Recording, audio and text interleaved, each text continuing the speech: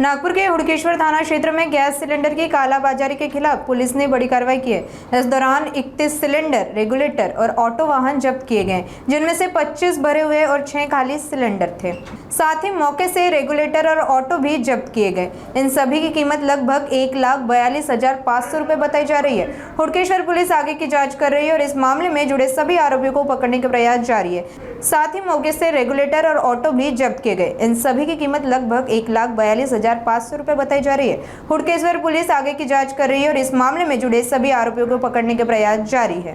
तक्रारदार श्री दीपक दर्शनलाल राजपूत वय 30 वर्ष, राहणार रुक्मिणी नगर सुभेदार लेआउट, पोलीस स्टेशन हुडकेश्वर यांनी पोलीस स्टेशनला येऊन तक्रार दिली की जे आरोपी आहे राजूराम भारमलराम जामो वय 36 वर्ष, राहणार पिपळा फाटा सयाजी स्कूलच्या मागे पिपळा नागपूर, हा जे सिलेंडर मध्ये एका सिलेंडरमधून दुसऱ्या सिलेंडरमध्ये गॅस ट्रान्सफर करताना म्हणजे चोरी करताना दिसून आलेला आहे। त्याचे आमच्याजवळ पुरावे आहेत आणि ते तशी तक्रार मिळाल्यामुळे आम्ही त्याचे तिथे पोलीस पाठवले, व्हेरीफाय केले आणि व्हेरीफाय करून गुन्हा दाखल केलेला आहे।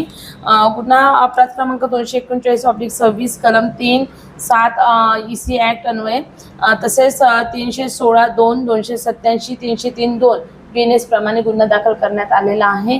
आरोपीला अटक करून तपास चालू आहे आणि जप्त मुद्देमाल होता एकूण 31 सिलेंडर, त्यापैकी 25 गॅसने भरलेले सिलेंडर होते आणि 6 खाली सिलेंडर होते। रेग्युलेटर आणि ऑटो अशी एकूण किंमत घेतलेली आहे आपण 1,42,500 रुपये आणि आता सध्या तपास चालू आहे। चोरी करणे, गॅस या एका सिलेंडरमधून दुसऱ्या सिलेंडरमध्ये गॅस ट्रान्सफर करून मग तो खाली सिलेंडर गॅस ज्या भावात आपण घेतो आहे त्या भावात तो विकत होता, म्हणजे त्याच्यातून त्याला जे काही कमिशन मिळालं असतं ते तो त्याचा त्यामागचा उद्देश होता। तपास सध्या आहे, पुढे तपासात निष्पन्न होईल त्याप्रमाणे कारवाई केली जाईल।